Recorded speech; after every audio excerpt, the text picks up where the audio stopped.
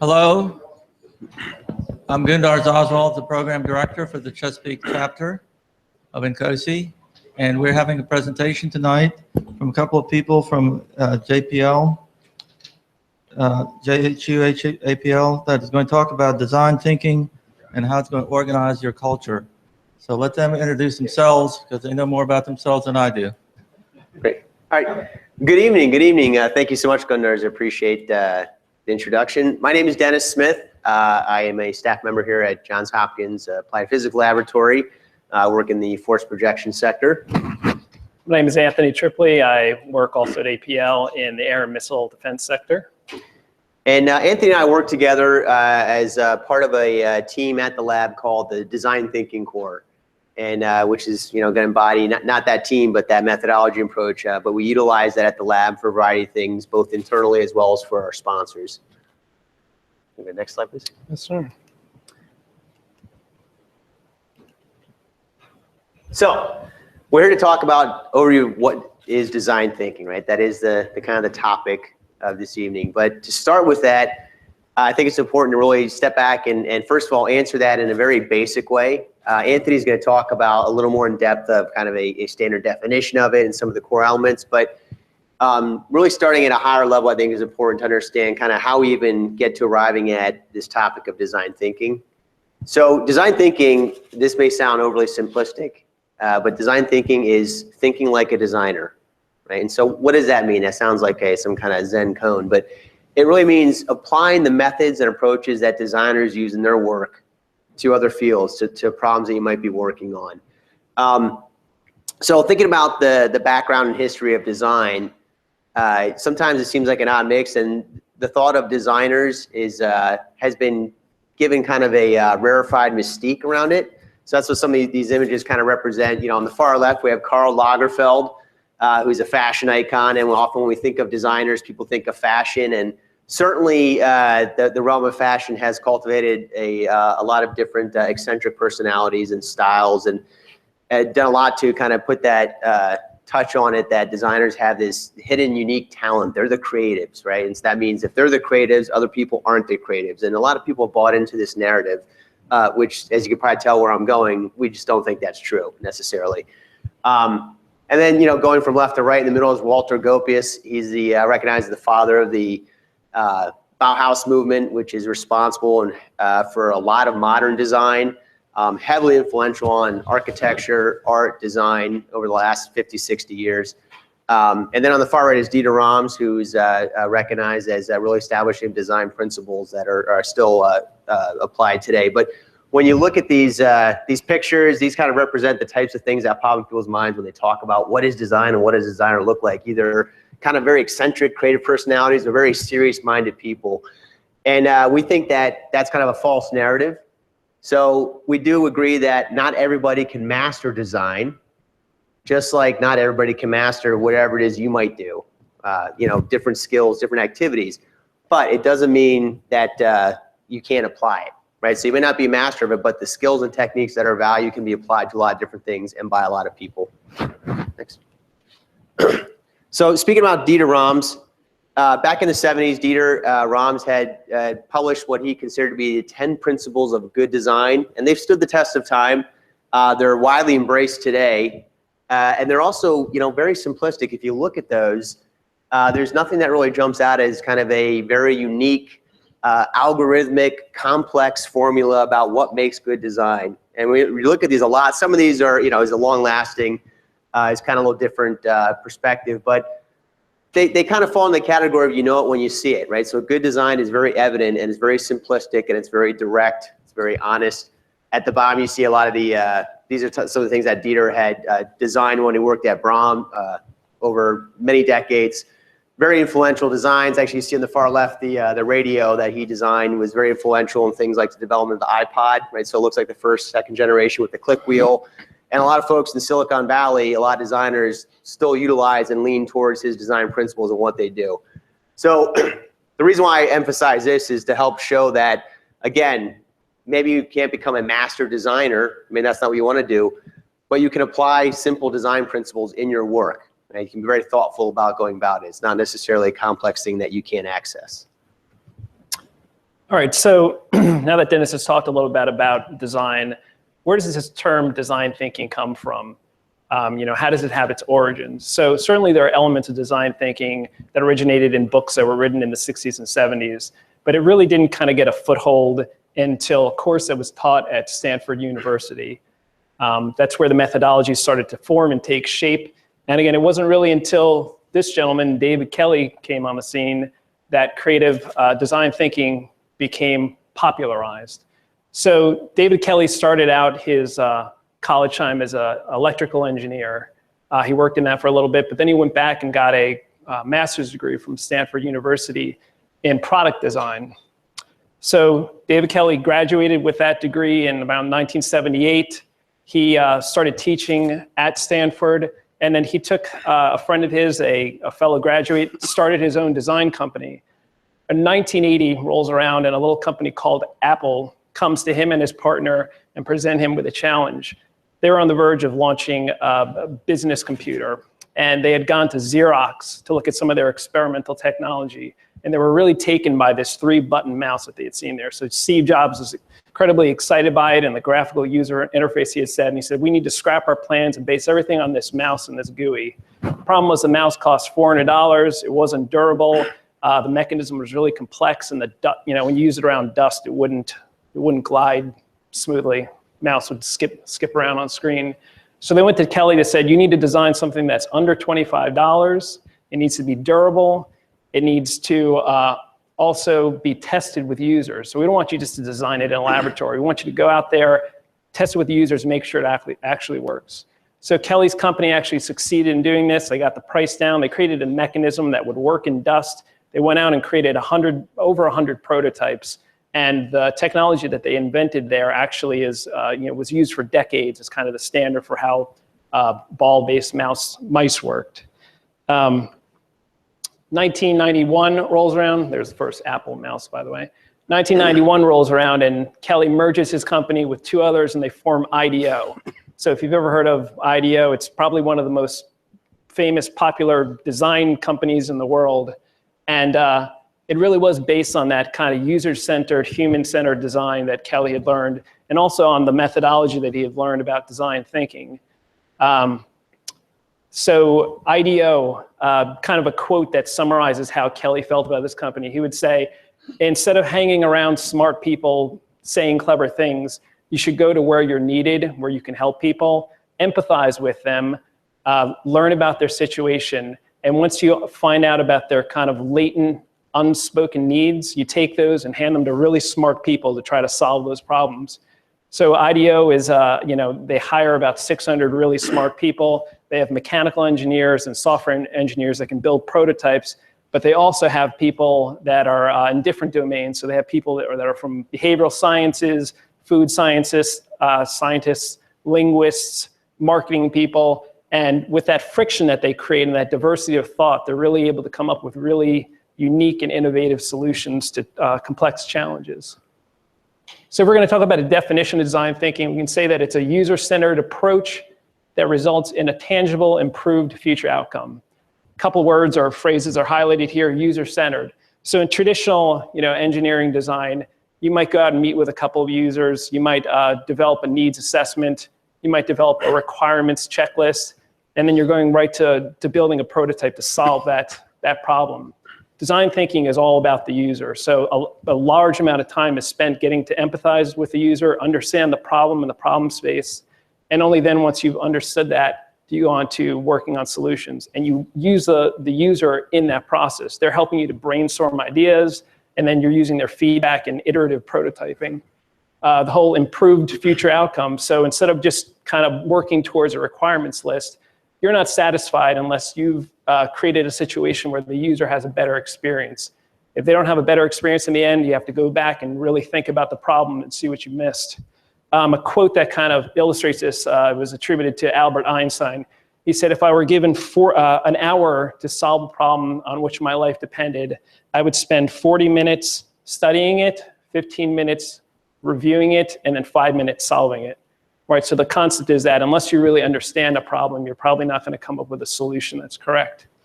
Kind of following that quote, we can break design thinking down into 3 steps just to make it easy. The first is to learn. That's where you're going out and you're collecting information.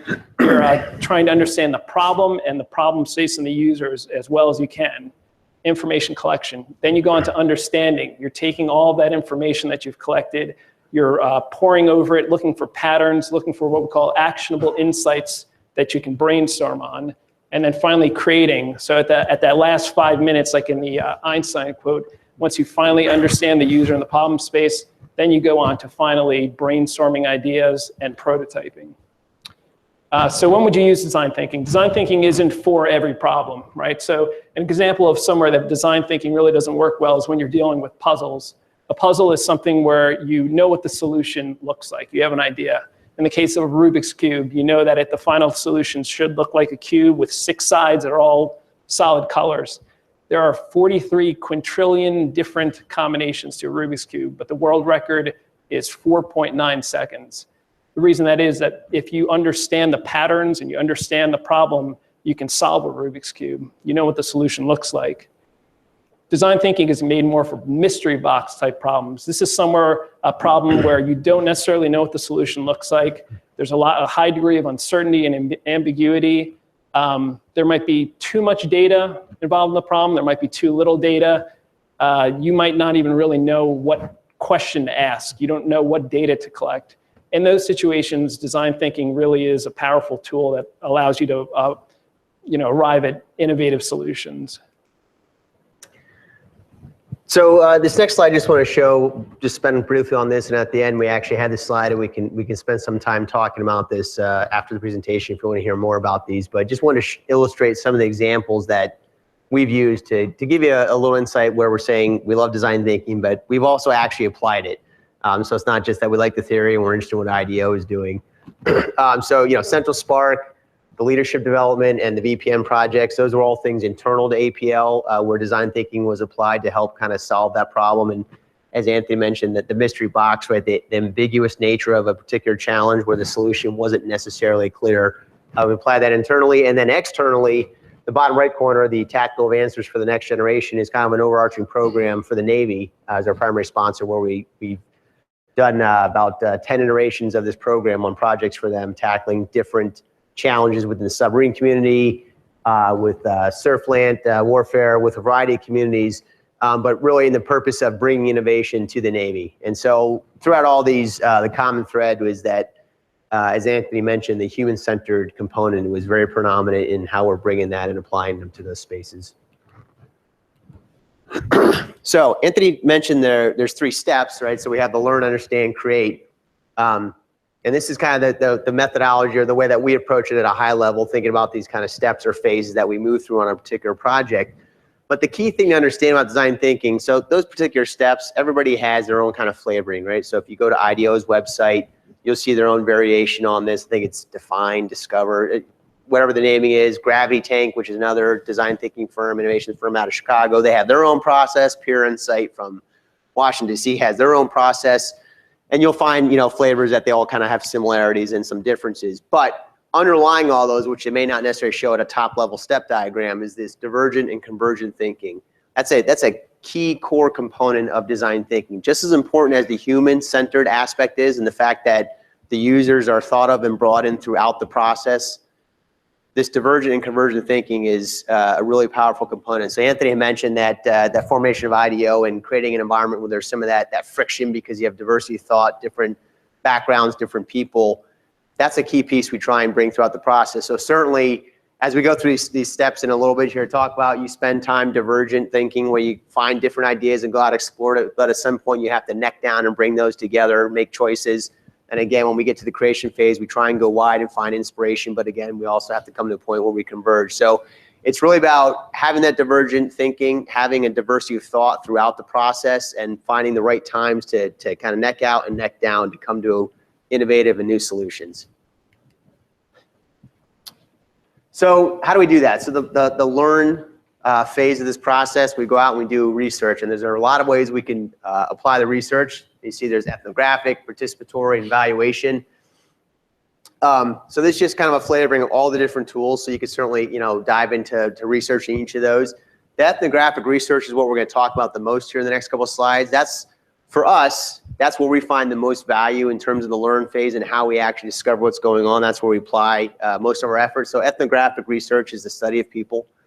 And really, as those pictures kind of illustrate, we typically conduct that through one-on-one or two-on-one interviews because it works out better for note-taking and whatnot. But really having deep conversations with people. So this is definitely a point of divergence from how traditional methods for gathering information from users or groups of people would be. So a traditional way of thinking, and you still see this applied in certain avenues, and sometimes it makes sense, sometimes it doesn't, is let's send out a survey to lots and lots of people, or let's do a lot of focus groups, because the idea, the more people we reach, the more information we have, the better off we'll be.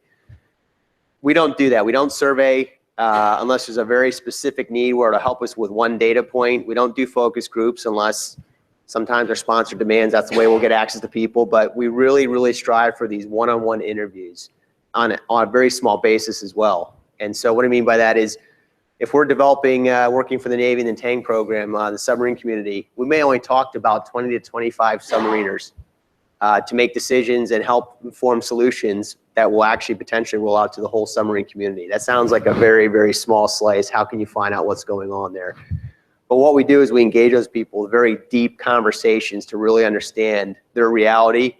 And we feel that a handful of deep conversations will reveal a lot more to you than reaching out to a lot of people at a very high level. And so that interviews and observation methodologies are what are applied the most to find out the reality of a problem space. So what is the value of ethnographic interviewing? You can put all three up.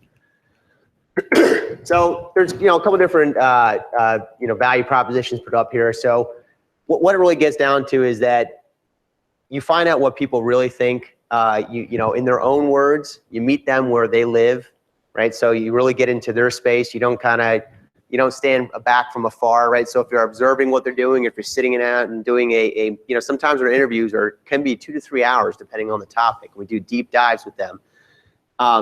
You really meet people where they are. You get a true sense of not just the problem, but more than the problem, right? So if you just focus on the problem, you're not necessarily going to encapsulate the whole reality that surrounds that problem. You may miss some very key things that will help you drive towards solutions. Anthony had mentioned this idea of empathy that I think David Kelly had articulated. That's a key component of the research phase, and really it flows throughout the solutions you're trying to develop. But really developing empathy for the users, that is key to creating understanding for yourself about the reality of the problem and the reality these people live in. And if you have that empathy, which moves to understanding, that illuminates opportunities for you that won't present themselves to you if you're removed from it. If you don't develop that empathy and understanding for who you're designing for, coming up with new and interesting ways, innovative ways to address that problem, new opportunities may not arise. You're kind of doing it from a distance. Okay, so Dennis is talking about ethnographic research. Natural tendency when you do this is to go and talk to kind of the middle section of people you see in the graph there. They're your mainstream users. You might have the assumption that if I go and talk to those people, they're the ones that are going to be using my solution. They're going to have the most information on how I should solve the problem. The truth of the matter is going to those extremes is actually where you find information to come up with the most innovative solutions. The reason is that people at the extremes have the ability to kind of express frustrations and desires that people in the middle might not even realize that they have. An example of that would be we had done a project on leadership.